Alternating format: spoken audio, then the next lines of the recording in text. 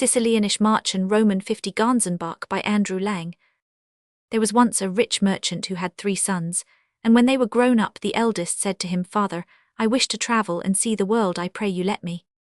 So the father ordered a beautiful ship to be fitted up, and the young man sailed away in it. After some weeks the vessel cast anchor before a large town, and the merchant's son went on shore. The first thing he saw was a large notice written on a board, saying that if any man could find the king's daughter within 8 days, he should have her to wife, but that if he tried and failed his head must be the forfeit. Well thought the youth as he read this proclamation that ought not to be a very difficult matter, and he asked an audience of the king, and told him that he wished to seek for the princess. "Certainly," replied the king, "you have the whole palace to search in, but remember if you fail it will cost you your head." So saying he commanded the doors to be thrown open and food and drink to be set before the young man, who after he had eaten began to look for the princess. But though he visited every corner and chest and cupboard, she was not in any of them, and after 8 days he gave it up and his head was cut off.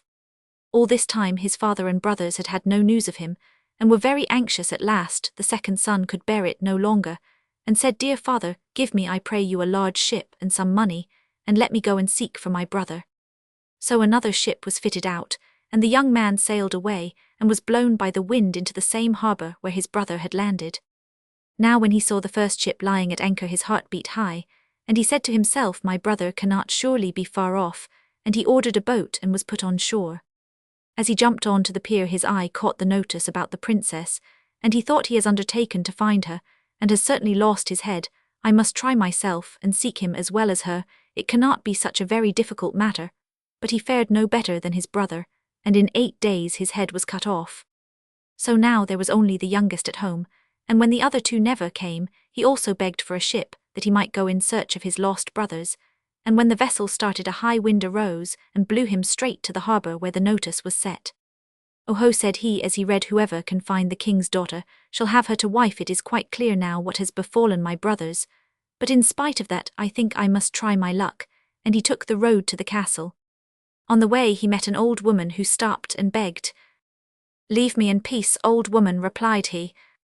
"Oh, do not send me away empty," she said. "You are such a handsome young man, you will surely not refuse an old woman a few pence." "I tell you, old woman, leave me alone." "You are in some trouble," she asked. "Tell me what it is, and perhaps I can help you." Then he told her how he had set his heart on finding the king's daughter. "I can easily manage that for you, as long as you have enough money." "Oh, as to that I have plenty," answered he. "Well, you must take it to a goldsmith, and get him to make it into a golden lion with eyes of crystal, and inside it must have something that will enable it to play tunes. When it is ready, bring it to me." The young man did as he was bid, and when the lion was made, the old woman hid the youth in it and brought it to the king, who was so delighted with it that he wanted to buy it, but she replied, "It does not belong to me, and my master will not part from it at any price." "At any rate leave it with me for a few days," said he. "I should like to show it to my daughter." "Yes, I can do that," answered the old woman, "but tomorrow I must have it back again," and she went away. The king watched her till she was quite out of sight, so as to make sure that she was not spying upon him. Then he took the golden lion into his room, and lifted some loose boards from the floor. Below the floor there was a staircase which he went down till he reached a door at the foot.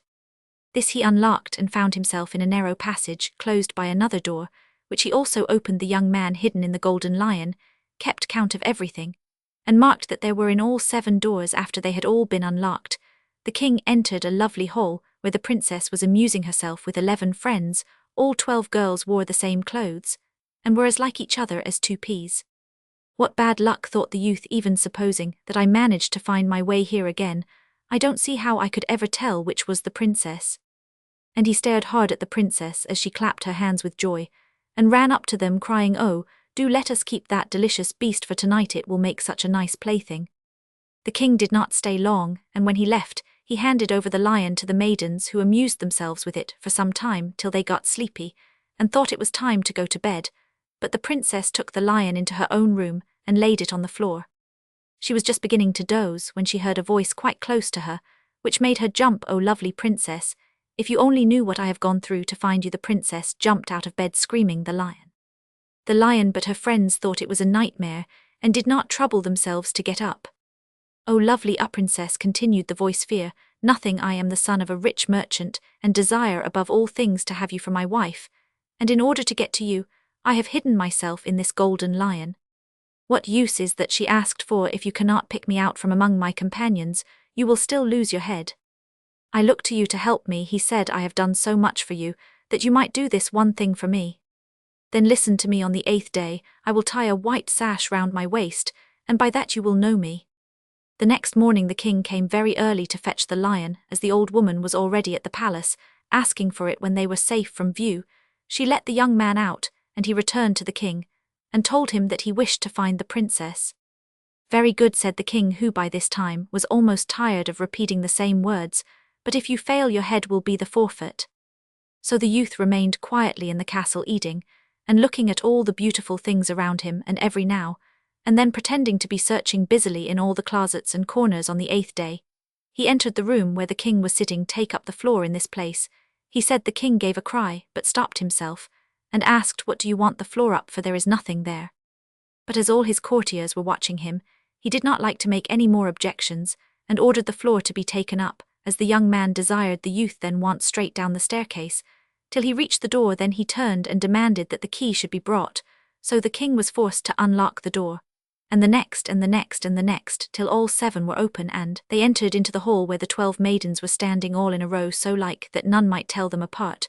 But as he looked, one of them silently drew a white sash from her pocket, and slipped it round her waist, and the young man sprang to her, and said, "This is the princess, and I claim her for my wife." And the king owned himself beaten, and commanded that the wedding feast should be held. After 8 days the bridal pair said farewell to the king, and set sail for the youth's own country, taking with them a whole shipload of treasures as the princess dowry.